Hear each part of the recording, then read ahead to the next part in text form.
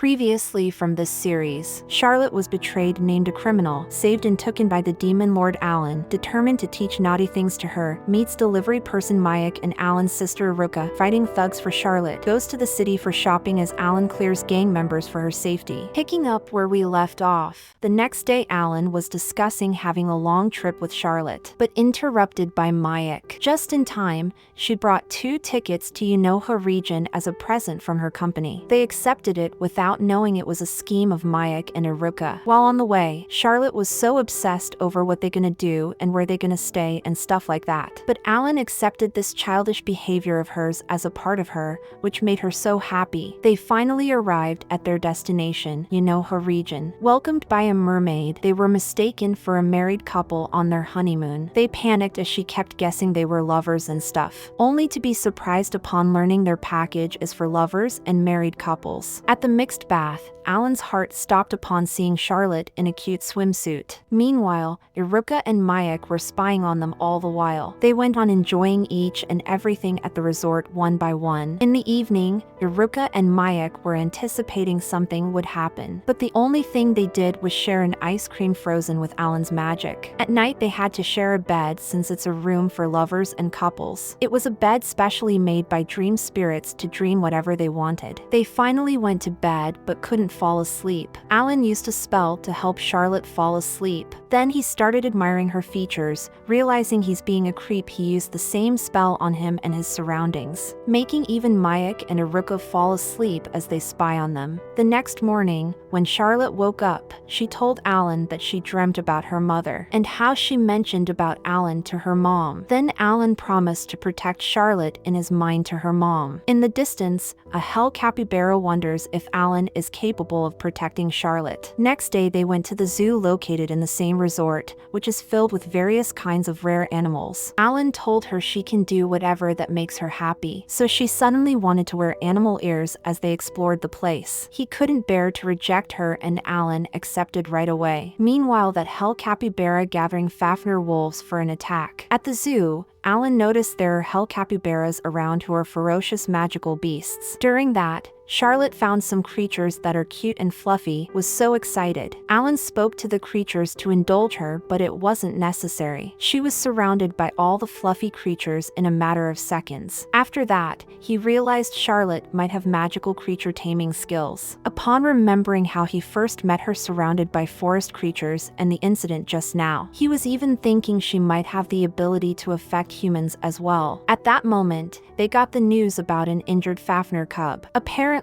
it was injured by poachers after materials, but now staff cannot treat or feed him cause he isn't letting anyone near. Even Alan couldn't talk to him. Just then they got the news about its mother, a high-ranking Fafner heading their way. Alan realized even he would have a hard time against one of them. Fafner cub's mom thinks they stole her kid, so Alan steps in to clear the misunderstanding. Charlotte begs from Alan to let her talk to Fafner cub even though it's dangerous. Realizing how determined she is, Alan trusts her on that task and goes to face the cub's mom. Alan first put a barrier around the resort and then bound the approaching Fafner siblings with ice. But their mother attacked while he's distracted. He managed to use a paralysis spell to counter it. Even though he tried talking, she didn't listen and kept attacking. When he was about to use magical attacks on it, that hell capybara named Gosetsu appeared. Turns out he's under the misunderstanding Charlotte is a captive under demon lord Alan. Upon running into her in the forest and learning the rumors about her, he wants to rescue her from Alan. So their fight began. Gosetsu wants to destroy the kingdom that betrayed Charlotte, but Alan was against it cause it'll make Charlotte sad. Then Gosetsu releases the Fafners from their binds surrounding Alan. He knew he couldn't escape in one piece. But at that moment, more magical creatures appeared with Charlotte after taming them. Charlotte cleared the misunderstanding of Fafners, but Gosetsu still wanted to get revenge on that kingdom. Alan and Gosetsu fought again, and Alan defeated him, saying he's the only one who could teach naughty things to Charlotte. Finally admitting defeat, Gosetsu backed down not to meddle with matters of the heart. Poachers caught by Mayek and Hirotta were handed over to Fafner cubs to pay with. When they about to head back, that Fafner cub also wanted to go with Charlotte. Alan agreed, but he made Charlotte blush by saying she's her family. Even Gosetsu tagged along as Charlotte's bodyguard, annoying Alan. At Alan's house, Fafner was named Lou. Charlotte took a walk with it. Alan felt sad to have less time with Charlotte, but he was happy since now she got a dream to become a magical creature tamer. So she begins her training under Alan and reached beast conversation level within short amount of time. Upon casting that she was able to talk with Lou, but he hated Alan with all his existence. Alan made a bath for everyone to enjoy, but Gosetsu surprised all by transforming into a girl in a swimsuit. Looking at them in joy, Alan was mesmerized by Charlotte and his heart was beating fast. Once Charlotte got out of bath,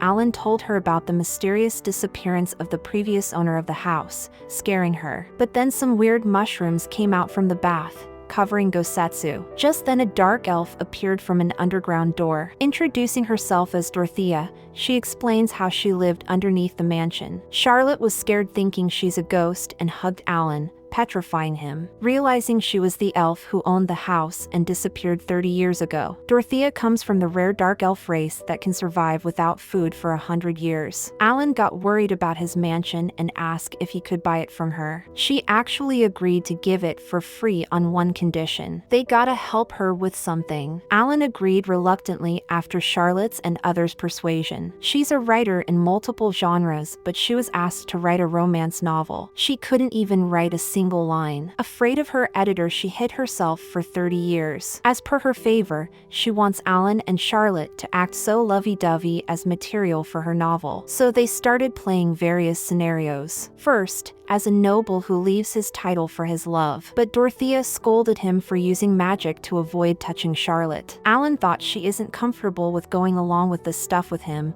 but surprised him by saying she's fine if it's with Alan. The next scenario was acting as newlyweds, but in modern-day settings. Alan's heart was beating with Charlotte's every cute gesture. Unable to handle it, he vomited blood. Even using nicknames as newlyweds was too much for him. For the next scenario, even Gosetsu joined in her human form, as well as Lou. Acting as if taking Charlotte as hostage, Alan lost control seeing it and destroyed them. Railing off of the script, he wall-slammed Charlotte. That's when he realizes he's in love with Charlotte. Hesitated to reveal true feelings to avoid putting more pressure on her. The next one was Cinderella, mistreated by stepmom, taken to a party by a sorcerer, meets the crown prince, and dances with him like in the story. She realized that her heart was also pounding whenever she's with Alan. Then it comes to the ending scene. Charlotte asked how he felt about her, completely off the script, and Alan was thinking how he gonna reveal his true feelings, but disrupted by Dorothea's editor who had waited 30 years to find her. He took her away, ending the whole thing. At that moment, Hirotta barged in with news about Charlotte's sister in trouble. That concludes up to the 8th episode. Let's meet up on the next part. It should appear somewhere around here when I'm done, so check it out.